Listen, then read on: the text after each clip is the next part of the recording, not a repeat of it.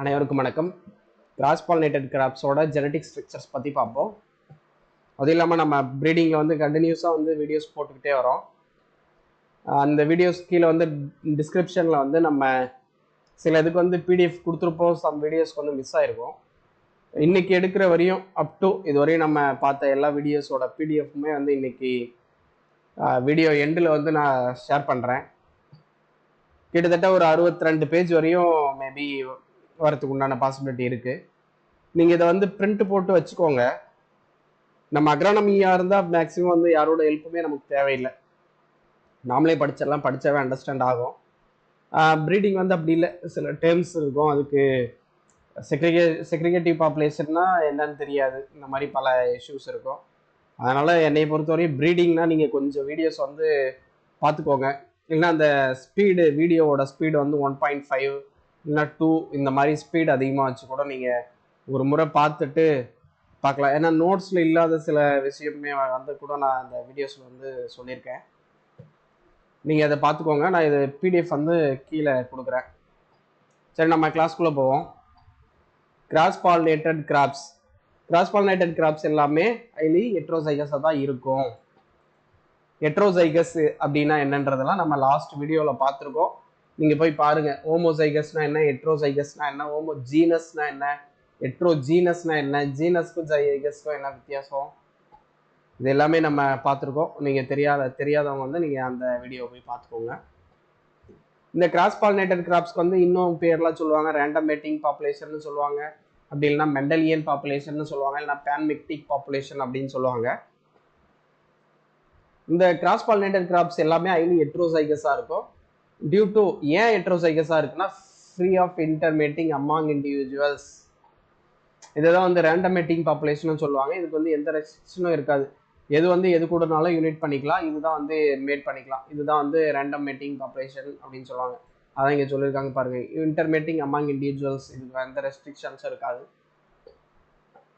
இங்கே தான் அதுதான் இங்கே ரேண்டம் மேட்டிங் பாப்புலேஷன் பாருங்க, கீழே சொல்லுவாங்க.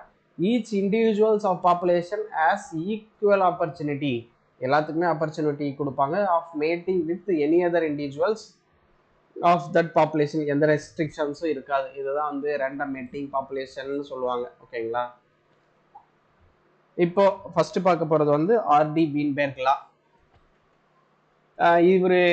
இவர் வந்து ஆர்டின்றவர் வந்து இங்கிலாந்து, வீன்பெர்க்ன்றது வந்து ஜெர்மனி. இவங்க 2 பேரும் சேர்ந்து ஒரு லா கொடுத்துருப்பாங்க.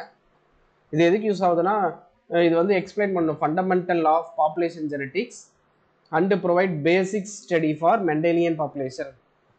நம்ம இந்த பாப்புலேஷன் ஜெனடிக்ஸை ஸ்டடி பண்ணுறதுக்கும் மெண்டலியன் பாப்புலேஷனை ஸ்டடி பண்ணுறதுக்கு இந்த ஆர்டி வீன்பெர்க் லாவை யூஸ் பண்ணுவோம். ஆக்சுவலி இவர் ஆர்டி வீன்பெர்க் என்ன சொல்கிறாருன்னா, ஒரு allele and genotype frequencies in a population remain constant from generation to generation. அதாவது அந்த ஜீன் இல்லைன்னா ஜீனோடைபிக் ஃப்ரீக்வன்சி வந்து அந்த ரேண்டம் மேட்டிங் பாப்புலேஷனா கிராஸ் பாலினேட்டட் கிராப்ஸில் கான்ஸ்டண்ட்டாகவே இருக்கும், ஜென்ரேஷன் ஆஃப்டர் ஜென்ரேஷன். எப்போ வரையும் இருக்குன்னா, அதில் வந்து செலெக்ஷனும் மியூட்டேஷன் ஜெனட்டிக் ட்ரிஃப்ட் இது எதுவும் நடக்காத வரையும் அந்த ஜெனட்டிக் ஃப்ரீக்வன்சி வந்து கான்ஸ்டண்ட்டாக இருக்கும் அப்படிங்கிறாங்க. இதுதான் வந்து இதோட இதை வந்து அவர் எப்படி இது பண்ணுறாருன்னா, இங்கே பார்த்தீங்கன்னா தெரியும், ஃப்ரீக்வன்சி 3 ஜீனோடைப்போட ஃப்ரீக்வன்சி வந்து இங்கே கொடுத்துருப்பாங்க. இதில் வந்து ஃபஸ்ட்டு வந்து கேபிட்டல் ஏ ஸ்மால் ஏ அப்படின்னு கொடுத்துருப்பாங்க. ஆக்சுவலி இதுக்கு இந்த ஆர்டி வீன்பெர்க்கு வந்து ஒரு ஃபார்முலாவே இருக்குது. இங்கே கீழே கொடுத்துருக்கோம் பாருங்கள், P+Q is equal to 1. அப்படி இல்லைன்னா P² + 2PQ + Q² is equal to 1. இதான் இவரோட ஃபார்முலா. இதில் பார்த்தீங்கன்னா இந்த பி, இதில் வந்து எப்பயுமே வந்து பி அப்படிங்கிறது வந்து டாமினன்ட் அல்லீலோட ஃப்ரீக்வன்சியை வந்து குறிக்கும். இதே வந்து கியூன்றது வந்து ரெசசிவ் அல்லீலோட ஃப்ரீக்வன்சியை வந்து குறிக்கும். இங்கே நீங்கள் பார்த்தீங்கன்னா இங்கே அப்படி தான் கொடுத்துருப்பாங்க. இப்போ கியூக்கு நேரம் வந்து ரெசசிவ் அல்லீல்ஸ் தான் கொடுத்துருப்பாங்க. அதே இது P² அப்படின்னா டாமினன்ட் ஹோமோசைகஸ் டாமினன்ட். ஏன்னா இந்த ஏஏ ஹோமோசைகஸ் கண்டிஷனில் இருக்குது, அதனால இது வந்து ஹோமோசைகஸ் டாமினன்ட்னுவாங்க. 2PQ அப்படின்றது வந்து ஹெட்ரோசைகஸ் கண்டிஷனில் இருக்கும்.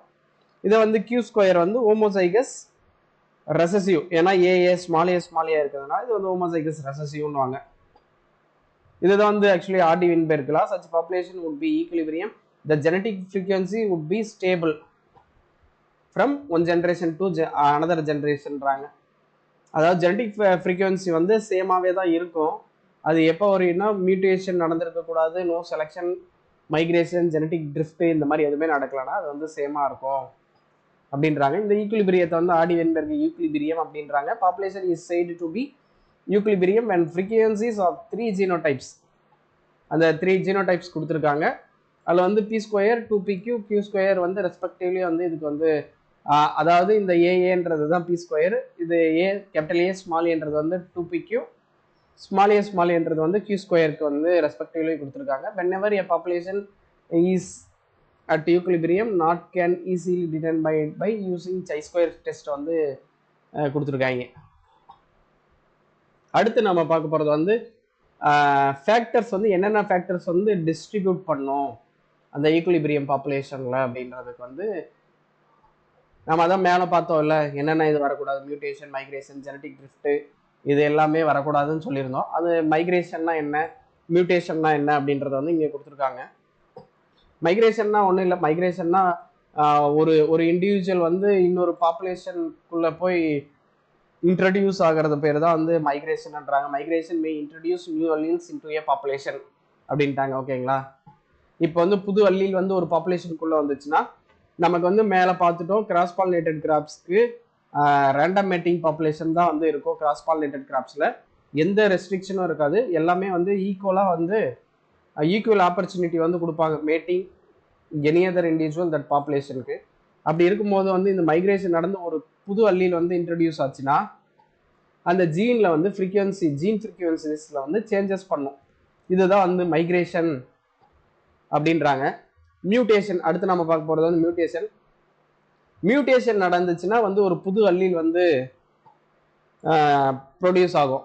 சடன் எரிட்டபிள் சேஞ்ச் தானே மியூட்டேஷன்லாம், sudden heritable change in an organism அப்படிங்கிறாங்க. It may be frequency change பண்ணும், it may change the frequency, existing அல்லீல்ஸில் வந்து ஃப்ரீக்வன்சியை சேஞ்ச் பண்ணோம், இதனால வந்து வேரியேஷன் வருது அப்படின்றாங்க. இந்த மியூட்டேஷன் ரேட் வந்து எப்போவுமே வந்து நார்மலியாக வந்து ரொம்ப கம்மியாக தான் இருக்கும், 10 to the power of 6. இதுதான் வந்து அந்த மியூட்டேஷனோட இது. அடுத்து வந்து ரேண்டம் ட்ரிஃப்ட் அப்படி இல்லைன்னா ஜெனட்டிக் ட்ரிஃப்ட் அப்படிங்கிறாங்க.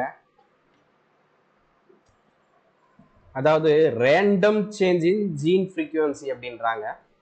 ஜீன் ஃப்ரீக்வன்சியில் வந்து ரேண்டமாக சேஞ்சஸ் நடக்கும். இதில் வந்து டியூ டு சாம்பிளிங் எரர்ன்றாங்க. இதில் ஆக்சுவலி நம்ம எந்த செலெக்ஷனுமே இந்த இடத்துல வந்து நம்ம பண்ண மாட்டோம். ஆக்சுவலி இந்த எரர் வந்து சாம்பிளிங் எரர் வந்து அதிகமாக எந்த இடத்துல இருக்குன்னா ஸ்மால் பாப்புலேஷனில் தான் வந்து அதிகமாக இருக்கும், லார்ஜர் ஒன்றை காட்டிலும் அதிகமாக இருக்கும்.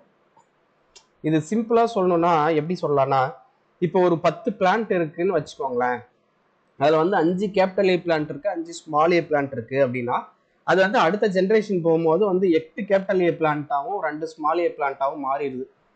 அது வந்து நாம் எந்த செலெக்ஷனும் பண்ணுறதில்ல, பட் அது ரேண்டமாக இதில் வந்து அதுவே வந்து ஒரு 3 ஸ்மால் ஏ வந்து காணாமல் போயிடுது. இதுக்கு பேர் தான் வந்து ஜெனட்டிக் ட்ரிஃப்ட் அப்படின்பாங்க. This if the population small பாப்புலேஷனில் தான் வந்து இந்த மாதிரி அதிகமாக ஜெனட்டிக் ட்ரிஃப்ட் நடக்குது அப்படின்றாங்க. இதை நம்ம ஓவர் கம் பண்ணோம்னா லார்ஜர் பாப்புலேஷன்ஸ் வேணும், which may not be possible because limitation in space, labor and finance அப்படின்றாங்க. அது ஒன்றும் தேவையில்லை. நம்ம அடுத்து பார்க்க போகிறது வந்து இன்பிரீடிங் வந்து உங்களுக்கு எல்லாருக்குமே தெரியும்.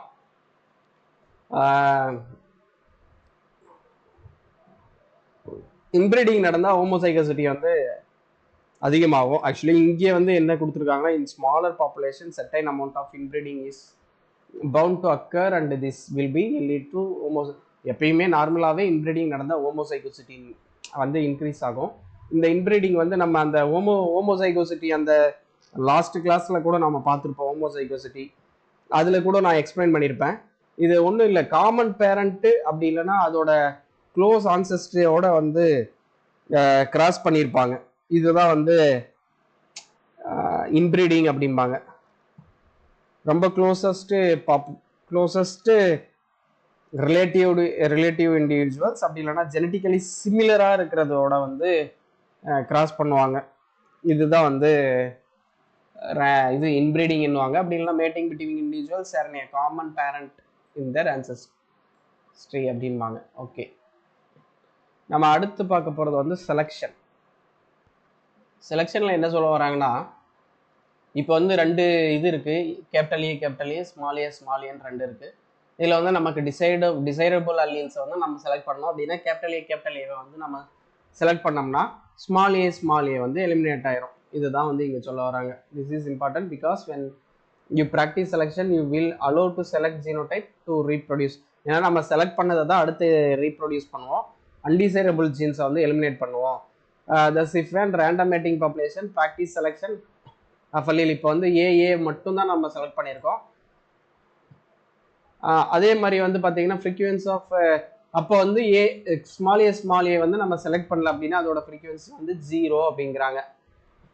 இதில் வந்து பார்த்தீங்கன்னா செலெக்ஷன் டிஃபரன்ஷியல் ஏவோட ஃபிட்னஸ் வந்து ஒன்றும் ஸ்மால் ஏவுக்கு வந்து 0ன்னு சொல்கிறாங்க. ஏன்னா நம்ம இந்த கேபிட்டல் ஏ வந்து நம்ம செலக்ட் பண்ணியிருக்கோம், ஸ்மால் ஏ வந்து செலக்ட் பண்ணல, அதனால இது இப்படி சொல்கிறாங்க. பட் வந்து இது வந்து ப்ராக்டிக்கலி வந்து இட் இஸ் நாட் பாசிபிள் அப்படின்றாங்க. ஏன்னா ஏன்னா குவான்டிடேட்டிவ் ட்ரைட்ஸில் இந்த ஏஏ மட்டும் நம்ம இந்த மாதிரி வந்து தனியாக ஐடென்டிஃபை பண்ணுறது ரொம்ப கஷ்டம் அப்படின்றாங்க. ஓகேங்களா, இதுதான் வந்து செலெக்ஷன்ன்றாங்க. அடுத்து நம்ம பார்க்க போகிறது வந்து சிஸ்டம்ஸ் ஆஃப் மேட்டிங். இதில் வந்து 5 பேசிக் மேட்டிங்ஸ் வந்து கொடுத்துருக்காங்க. யாருன்னா ஷீவல் ரைட்ன்றவர் 1921 கொடுத்துருப்பாருங்க. இவர் வந்து என்ன சொல்றாருன்னா, to change the genetic composition of a population we get have different systems of mating. நம்ம வந்து அந்த ஜெனட்டிக் கம்போசிஷனை சேஞ்ச் பண்ணணும் அப்படின்னா நமக்கு வந்து இங்கே நிறைய மேட்டிங் சிஸ்டம்ஸ் வந்து கொடுத்துருக்காங்க. அதுதான் நான் கீழே கொடுத்துருக்கேன். Random mating, genetic associative mating, genetic disassociative மேட்டிங்னு. இது ரொம்ப முக்கியமான டாபிக். இன்னைக்கு நம்ம பார்க்குற டாபிக்ல இதுதான் ரொம்ப முக்கியம். அடுத்து ஒரு டேர்ம்ஸ் கொடுத்துருக்காங்க, ப்ரீபொட்டன்சின்னு. ப்ரீபொட்டன்சினா ஒன்றும் இல்லை, ஒரு இண்டிவிஜுவல் வந்து அது போல் இன்னொரு இதை ப்ரொடியூஸ் பண்ணுறதுக்கு பேர் தான் வந்து ப்ரீபொட்டன்சி. அதாவது சேம் அதே மாதிரி ப்ரொடியூஸ் பண்ணும். Individual to produce progeny which are identical to each other. ஐடென்டிக்கலான அதே மாதிரி ஒரு ப்ராஜனியை வந்து ப்ரொடியூஸ் பண்ணுறதுக்கு பேர் தான் வந்து ப்ரீபொட்டன்சி. இந்த ப்ரீடர்ஸ் வந்து 2 டூல் யூஸ் பண்ணுவாங்க ஜெனட்டிக் கம்போசிஷன் பாப்புலேஷனை இது பண்ணுறதுக்கு. என்னன்னு பார்த்தீங்கன்னா ஃபர்ஸ்ட் வந்து செலக்ட் பண்ணுவாங்க, அடுத்து மேட்டிங் சிஸ்டம். இப்போ நம்ம மேட்டிங் சிஸ்டம் பார்ப்போம். Random matting. ரேண்டம் மேட்டிங்னா ஒன்றும் இல்லை, மேட்டிங் சிஸ்டம் எல்லா each female gamete has equal chance to unite with every male gamete. அதாவது எந்த ரெஸ்ட்ரிக்ஷனும் இருக்காது. அந்த பாப்புலேஷனுக்குள்ளார யார் கூடனாலும் மேட் பண்ணுற மாதிரி. அதாவது இந்த ஃபீமேல் கேமெட் வந்து as equal chance to unite with every male gamete. இதுதான் வந்து ரேண்டம் மேட்டிங்ன்றாங்க. எந்த ரெஸ்ட்ரிக்ஷனும் இருக்காது. இதுதான் வந்து கிராஸ் பாலினேஷன்றாங்க. It is a form of outbreeding. ஓகேங்களா. Or the rate of reproduction of each individual is equal. அதாவது there is no selection, each male and female quickly like combine randomன்றாங்க. இது என்ன சொல்ல வராங்கன்னா, இது ஒன்றும் இல்லை, இது வந்து எந்த செலெக்ஷனும் இந்த இடத்துல நடக்காது. எல்லாருக்குமே வந்து பாருங்க equally likely to combine at random. எந்த செலெக்ஷனும் இல்லாமல் வந்து ஈக்குவலாக ரேண்டமாக வந்து யூனிட் ஆகும். இதுதான் வந்து சொல்கிறாங்க. Random mating is useful in plan breeding for production of maintenance of. இது என்னென்னத்துக்கு யூஸ் ஆகுது அப்படின்றத வந்து பார்த்துக்கோங்க. சிந்தட்டிக், கம்போசைட்டு, பாலிகிராஸ், அதே மாதிரி வந்து ப்ராஜனி டெஸ்டிங்ஸ், இது எல்லாத்துக்குமே வந்து யூஸ் ஆகுது. அடுத்து நம்ம பார்க்குறது வந்து ஜெனட்டிக் அசார்டேட்டிவ் மேட்டிங். ஜெனட்டிக் அசார்டேட்டிவ் மேட்டிங்னா அதோட க்ளோஸ் ரிலேட்டட் இண்டிவிஜுவல்ஸோட வந்து நம்ம கிராஸ் பண்ணுவோம். க்ளோஸ் ரிலேட்டட் இண்டிவிஜுவல்ஸோட, அதாவது ஒரே மாதிரி இருக்கும். அதாவது மோரார்லெஸ் சிமிலர் ஜீனோடைப்பாகவே இருக்கும். இது கூட வந்து கிராஸ் பண்ணுவோம். இதுதான் வந்து இன்பிரீடிங்பாங்க. ஏன்னா நம்ம இன்பிரீடிங் பார்த்துட்டோம்ல மேலே. Inbreeding actually genetic assortative matting வந்து லீட்ஸ் டு ஹோமோசைகோசிட்டி வந்து இன்க்ரீஸ் ஆகும். அதே மாதிரி வந்து கேரக்டர்ஸ் ஹாஸ் பீன் ஃபிக்ஸ்டு. அதே மாதிரி லீத்தல் வந்து எலிமினேட் ஆகும். Separation of population into 2 lines separation பண்ணலாம். Genetic assortative mating is useful for development of inbreds. இதுதான் ரொம்ப முக்கியம், இன்பிரீட்ஸ். அடுத்து வந்து ஜெனட்டிக் டிஸ்அசார்டேட்டிவ் மேட்டிங். இது வந்து அதே மாதிரி இண்டிவிஜுவல்ஸ் வந்து நாட் க்ளோஸ்லி ரிலேட்டடாக இருக்கும், க்ளோஸாக இருக்காது, அது கூட வந்து மேட்டிங் பண்ணுறோம். ஆக்சுவலி இதுக்கு எக்ஸாம்பிள் பார்த்தீங்கன்னாவே புரியும். கேபிட்டல் ஏவோட இது பண்ணால் ஜெனட்டிக் அசார்டேட்டிவ். அதே வந்து கேபிட்டல் ஏவும் ஸ்மால் ஏவும் கிராஸ் பண்ணால் அது வந்து ஜெனட்டிக் டிஸ்அசார்டேட்டிவ்னுவாங்க. இதில் வந்து ஜெனட்டிக்கலி டிசிமிலர் இண்டிவிஜுவல்ஸ் வந்து கிராஸ் பண்ணுவாங்க. இது வந்து ஃபார்ம் ஆஃப் அவுட் பிரீடிங். இது எதுக்கு யூஸ் பண்ணுவாங்கன்னா இன்ட்ரா அண்ட் இன்டர்ஸ்பெசிபிக் ஜீன் டிரான்ஸ்ஃபருக்கு வந்து யூஸ் பண்ணுவாங்க. அதே மாதிரி வந்து ஃபீனோடைபிக் அசார்டேட்டிவ் மேட்டிங்னு அடுத்த டேர்ம் இருக்குது. இது என்னன்னா ஃபீனோடைபிக்கலி சிமிலராக இருக்கும், எக்ஸ்டர்னல் அப்பியரன்ஸ் பார்க்கக்குள்ள சிமிலராக இருக்கும். அது கூட வந்து நம்ம கிராஸ் பண்ணுறது வந்து ஃபீனோடைபிக் அசார்டேட்டிவ் மேட்டிங்பாங்க. இதுவுமே வந்து ஹோமோசைகோசிட்டியை வந்து இன்க்ரீஸ் பண்ணும். அடுத்து வந்து there is highest and lowest phenotypes remain in population, there is no intermediate types. அதாவது இதில் என்ன சொல்ல வராங்கன்னா ஒரு ரெட் கலர் ஃப்ளவரையும் நம்ம இருக்கிற பிளான்ட்டையும் நம்ம கிராஸ் பண்ணோம்னா ஒன்று ரெட் கலர் வரும். ரெட் கலரையும் ஒயிட் கலரையும் கிராஸ் பண்ணோம்னா ஒன்று ரெட் கலர் ஃப்ளவர் இருக்கிற பிளான்ட் வரும், இல்லைன்னா ஒயிட் கலர் இருக்கிற பிளான்ட் வரும். அதுக்கு இடைப்பட்ட வேற ஒரு கலர் வருமானா வராது. இதுதான் வந்து இங்கே சொல்கிறாங்க. இது வந்து எதுக்காக நம்ம யூஸ் பண்ணுறோம்னா டெவலப்மெண்ட் ஆஃப் எக்ஸ்ட்ரீம் ஃபீனோடைப் வந்து டெவலப் பண்ணுறதுக்காக நம்ம யூஸ் பண்ணுறோம். It is used in recurrence செலெக்ஷனில் யூஸ் பண்ணுறாங்க. அடுத்து வந்து ஃபீனோடைபிக் டிஸ்அசார்டேட்டிவ் மேட்டிங்னா டிசிமிலர் பாப்புலேஷன்ஸை வந்து நம்ம கிராஸ் பண்ணுவோம். இது வந்து ஹெட்ரோசைகோசிட்டியை டெவலப் பண்ணும். ஆக்சுவலி நம்மளை பொறுத்தவரையும் சிமிலராக இருக்கிறத கிராஸ் பண்ணோம்னா ஹோமோசைகோசிட்டி வரும். டிசிமிலராக இருந்துச்சுன்னா அது வந்து ஹெட்ரோசைகோசிட்டி வந்து வரும். அது வந்து தம் ரூல் மாதிரி. The system is useful for developing a stable population அப்படின்றாங்க. மெயின்டைனிங்கே வேரியபிலிட்டி மெயின்டைன் பண்ணுறதுக்கு வந்து இது யூஸ் பண்ணுது அப்படிங்கிறாங்க. இப்போ நம்ம அடுத்து பார்க்க போகிறது வந்து selection in cross pollinated crops. Selection in cross pollinated crops வந்து ஒரு 1 2 3 4 5 இதாக பிரிக்கிறாங்க. செலெக்ஷன் பண்ணுறதுனால change the gene and genotypic ஃப்ரீக்வன்சின்றாங்க. அதாவது நம்ம ஜீன் ஃப்ரீக்வன்சியில் வந்து நியூ ஜீனோடைப் வந்து நம்ம ப்ரொடியூஸ் பண்ண முடியும். இதுதான் வந்து கீழே வந்து ஒரு 5ஆக பிரிச்சிருக்காங்க. Rapid gain followed by slow progress அப்படின்றாங்க. In some cases selection produces rapid gain for some generation, this is followed by a period of slow gain அப்படின்றாங்க. இது என்னன்னா உங்களுக்கு அண்டர்ஸ்டாண்ட் பண்ண முடியலன்னா, இப்போ வந்து நம்ம ஒரு கேரக்டர்ஸ் எடுத்துப்போம். இதில் வந்து நம்ம ஒரு எக்ஸாம்பிளுக்கு எடுத்துக்குவோம். பிளான்ட் ஹைட்டுக்கு வந்து ஃபியூ மேஜர் ஜீன்ஸ் வந்து கான்ட்ரிபியூட் பண்ணதுன்னு எடுத்துக்குவோம். டேஸ் ஆஃப் ஃப்ளவரிங்க்கு வந்து நிறைய மைனர் ஜீன்ஸ் கான்ட்ரிபியூட் பண்ணதுன்னு நினச்சிக்குவோம். இதில் வந்து ஃபியூ மேஜர் ஜீன்ஸ் இருந்துச்சுன்னா அது வந்து சீக்கிரமாக ரேபிட் கெயின் ஆகும். சம் ஜென்ரேஷன் சீக்கிரமாக வந்து ப்ரொடியூஸ் பண்ணிடலாம். இதே வந்து ஸ்லோ கெயினாக இருக்கும். நிறைய மைனர் ஜீன்ஸ் இருந்துச்சுன்னா அது வந்து ஸ்லோ கெயினாக இருக்கும். இதுதான் வந்து இங்கே சொல்ல வராங்க. The major genes will give rapid gain. ஆமாம், அதை தான் நான் சொன்னேன் இல்லை, major gene will give rapid கெயினாக இருக்கும். அதே வந்து செவரல் மைனர் ஜீனாக இருந்துச்சுன்னா லெஸர் எஃபெக்ட் கிவ் ஸ்லோ எஃபெக்டாக இருக்கும். இதுதான் வந்து இங்கே சொல்கிறாங்க. ஓகேங்களா. அடுத்து continued slow progress for a long period.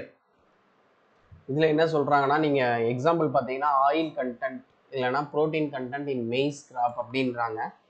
இது என்னென்னா this is because that these traits are governed by several ஜீன்ஸ்னால் செவரல் மைனர் ஜீன்ஸ் வந்து இதில் இன்வால்வ் ஆகிறதுனால இது வந்து ஸ்லோ அண்ட் ஸ்டெடி எஃபெக்டாக இருக்கும். இதில் வந்து ஈச் ஹேவிங் ஏ ஸ்மால் அடிட்டிவ் எஃபெக்ட். எல்லா ஜீன்ஸும் வந்து அதோட நேச்சரை வந்து ப்ளே பண்ணும், அதோட கான்ட்ரிபியூட் பண்ணும் அதோட இது. அப்படி பார்த்தோம்னா ஸ்மால் அண்ட் நம்ம பார்த்துருக்கோம்ல அடிட்டிவ் ஜீன் ஆக்ஷன்லாம் நம்ம பார்த்துட்டோம். அதனால வந்து இது வந்து ப்ராக்ரஸ் வந்து என்ன இருக்கும்னா ஸ்லோ ப்ராக்ரஸாக இருக்கும். இதுதான் வந்து சொல்கிறாங்க, progress under selection for such traits would be slow. எப்பயுமே வந்து மேஜர் ஜீன்ஸ் இருந்துச்சுன்னா ரேபிட் கெயினாக இருக்கும், இதே வந்து மைனர் ஜீன் இருந்துச்சுன்னா ஸ்லோ கெயினாக இருக்கும், ஆனால் ஸ்டடியாக இருக்கும். இதுதான் வந்து சொல்கிறாங்க. Slow response for shorter period only. இது என்ன சொல்ல வருதுன்னா, ஏன் இதில் வந்து ஷார்ட்டர் பீரியட் ஒன்லி ஸ்லோ ரெஸ்பான்ஸ்ன்றாங்கன்னா, இதில் வந்து எக்கச்சக்கமான ஜீன்ஸ் இருக்கும், மோர் தென் 40 ஜீன்ஸ் பாலிஜீன்ஸ் இதில் இன்வால்வ் ஆயிருந்துச்சுன்னா அது வந்து ஒரு பீரியடுக்கு அப்புறம் வந்து அது எக்ஸாஸ்ட் ஆயிருதுன்றாங்க. The response for selection will be shorter period only, after there will be no response at all அப்படின்றாங்க. ஏன்னா இது வந்து ஷார்ட்டர் பீரியடில் ரெஸ்பான்ஸாக இருக்குது, ஏன்னா நிறைய பாலிஜீன்ஸ் இருக்கிறதுனால அதுக்கப்புறம் இது வந்து ரெஸ்பான்ஸ் இல்லை அப்படிங்கிறாங்க. அடுத்து வந்து lack of response to selection. This may be due to low heritability and additive gene ஆக்ஷன்னால வந்து வரலாம். This was seen in maize when selection is practised for yield அப்படின்றாங்க. அப்படின்னா என்ன அர்த்தம்னா, இதில் வந்து என்விரான்மெண்டலோட எஃபெக்ட் வந்து அதிகமாக இருக்கும். ஏன்னா இங்கே கொடுத்துருக்காங்க பார்த்தீங்கன்னா due to low heritability of additive gene action அப்படின்றாங்க. அப்போ அடிட்டிவ் ஜீன் ஆக்ஷனில் இருந்தால் மட்டும்தானே நமக்கு அடுத்தடுத்த ஜென்ரேஷனில் வந்து இது கடத்தும். இப்போ என்விரான்மெண்டல் வேரியேஷன் இருந்தால் அது வந்து ஹெரிட்டபிளாக இருக்காது இல்லை, அதுதான் வந்து இங்கே சொல்கிறாங்க. அடிட்டிவ் ஜீன் ஆக்ஷன் இருக்கிறதுனால வந்து lack of response to selection அப்படின்றாங்க. அடுத்தடுத்து வந்து இது ஹெரிட்டபிளே ஆகாது. அடுத்து பார்க்குறது வந்து ரேபிட் கெயின் பிளேட்டோ, அடுத்து வந்து ரேபிட் கெயின். இது மூணாக வந்து பிரிப்பாங்க. இது என்ன சொல்கிறாங்கன்னா, இது ஏன் அப்படின்னா, இப்போ ரேபிட் கெயின்ன்ற இந்த இடத்துல வந்து வேகமாக க்ரோத் இருக்கும், இந்த இடத்துல வந்து ஒன்றுமே இருக்காது, திருப்பூர் ரேபிட் கெயினில் வந்து க்ரோத் இருக்கும். இது என்ன சொல்கிறாங்கன்னா, ஏன் அப்படின்னா இங்கே வந்து பிளேட்டிவ்ன்ற இடத்துல வந்து லிங்க்டு ஜீன்ஸ் இருக்கும். இது வந்து பாசிட்டிவ் ஜீனாகவும் இருக்கலாம், இல்லைனா நெகட்டிவ் ஜீனாகவும் இருக்கலாம். இந்த லிங்க்டு ஜீன்ஸ் இருக்கிறதுனால என்ன நடக்கும்னா, இந்த இடத்துல வந்து நல்லாயிருக்கும், இந்த இடத்துல வந்து அப்படியே நின்றோம். திருப்பவும் இந்த லிங்க்டு ஜீன்ஸ் வந்து எப்போ வந்து பிரேக் ஆகுதோ திருப்பவும் வந்து ரேபிட் கெயின் நடக்கும். இதுதான் வந்து கான்செப்ட். ஓகேங்களா? அடுத்து வந்து breeding methods for cross pollinated crops. Population இது கிராஸ் பாலினேஷன்னாவே எப்பயுமே ஹைலி ஹெட்ரோசைகஸாக இருக்கும். அதே மாதிரி வந்து இன்பிரீடிங் பண்ணோம்னா இன்பிரீடிங் டிப்ரெஷன் வரும். ஓகேங்களா? இதுக்கு வந்து நம்ம என்னென்ன ப்ரீடிங் மெத்தட் வந்து ஃபாலோ பண்ணுறோம் நீங்கள் வந்து கொடுத்துருக்காங்க. பாப்புலேஷன் இம்ப்ரூவ்மெண்ட்டில் பார்த்தீங்கன்னா selection, mass selection, modified mass selection கொடுத்துருப்பாங்க. மாடிஃபைடு மாஸ் செலெக்ஷன் கீழே வந்து detasseling, panmixis, stratified or grid unit செலெக்ஷன்றாங்க. பேன் மிக்சிஸ்னால் என்னென்னு நம்ம முன்னையே பார்த்துட்டோம். இது ஆக்சுவலி பேன் மிக்சிஸ்னால் ஒன்றும் இல்லை, இந்த செலக்டட் பிளான்ட்ஸில் இருக்கிற போலன் எல்லா போலனையும் கலெக்ட் பண்ணிடுவாங்க. கலெக்ட் பண்ணிவிட்டு அந்த போலனை வந்து மிக்ஸ் பண்ணுவாங்க. மிக்ஸ் பண்ணிவிட்டு நம்ம எந்த பிளான்ட் வேணுமோ அதுக்கு வந்து நம்ம அந்த பிளான்ட்ல வந்து பாலினேட் பண்ணுவாங்க. இதுதான் வந்து பேன் மிக்சிஸ்ன்னுவாங்க. இது என்ன பண்ணும், இதனால் நமக்கு என்ன யூஸ்னால், நம்ம வந்து போலன் சோர்ஸை வந்து ஃபுல்லாக வந்து நம்ம கண்ட்ரோல் பண்ணிடுறோம். இதுதான் வந்து இது stratified or grid unit selection. இது எல்லாமே நம்ம வந்து பின்னாடி வந்து கிராஸ் பாலினேட்டட் கிராப்ஸோட ப்ரீடிங் மெத்தட்ஸ் பார்க்கக்குள்ள நம்ம ப்ரீஃபாக பார்ப்போம். அதே மாதிரி வந்து ப்ராஜெனி டெஸ்டிங் அண்ட் செலெக்ஷனில் பார்த்தீங்கன்னா half sib family selection, ear to row method, modified ear to row method, full sib family selection, inbred or selfed family selection, இது எல்லாமே கொடுத்துருக்காங்க. இதை நீங்கள் சும்மா ஒரு முறை பாருங்கள். என்னென்னா நம்ம கிராஸ் பாலினேட்டட் கிராப்ஸில் நம்ம இது எல்லா ப்ரீடிங் மெத்தட்ஸையும் நம்ம ப்ரீஃபாக படிப்போம். இது வந்து சும்மா பேர் மட்டும் கொடுத்துருக்கேன். இது எல்லாமே நம்ம ப்ரீஃபாக வந்து உள்ள அடுத்தடுத்த கிளாஸில் வந்து நம்ம பார்ப்போம். அதே மாதிரி கிராஸ் பாலினேட்டட் கிராப்ஸில் ரெக்கரன்ஸ் செலெக்ஷன் பண்ணுவோம். இது வந்து simple, reciprocal recurrence selection, specific combining ability, general combining ability, இது எல்லாமே வந்து நம்ம படிப்போம். ஹைப்ரிட்ஸு, சிந்தட்டிக்ஸ், கம்போசிட்ஸ், இது எல்லாமே வந்து நம்ம அடுத்தடுத்த கிளாஸில் வந்து பார்க்க தான் போகிறோம். ஓகேவா? இந்த எம்சிக்யூ வந்து கொடுத்துருக்கு, நீங்கள் வீடியோவை பாஸ் பண்ணிவிட்டு இதை பாருங்கள். ஆக்சுவலி நான் ஆன்சர் எல்லாமே சேர்த்து கொடுத்துட்டேன், ஒரு முறை பாருங்கள். இது வந்து உங்களுக்கு ஹெல்ப்ஃபுல்லாக இருக்கும்னு நினைக்கிறேன். அடுத்தடுத்த கிளாஸில் வந்து நம்ம அடுத்தடுத்த வீடியோஸ் வந்து போஸ்ட் பண்ணுவோம். ஸ்பீட் ப்ரீடிங் வந்து நம்ம ஆல்ரெடி பார்த்தாச்சு, இதுக்கு எம்சிக்யூவும் கொடுத்துருக்கோம் நம்ம. இந்த வீடியோ வந்து இதை ஒரு முறை பாஸ் பண்ணி பாருங்கள். இதில் உங்களுக்கு எதுவும் புரியலை அப்படின்னா நீங்கள் வந்து இது கமெண்ட்ஸில் கேளுங்க, என்ன வேணும் உங்களுக்கு, வேறு என்ன கிளாஸ் தேவைப்படுது அப்படின்றது வந்து நீங்கள் கமெண்ட்ஸில் கேட்கலாம். வேறு எதுவும் தேவைனாலும் நீங்கள் கமெண்ட்ஸில் கேளுங்க. ஓகேங்களா? தேங்க்யூ.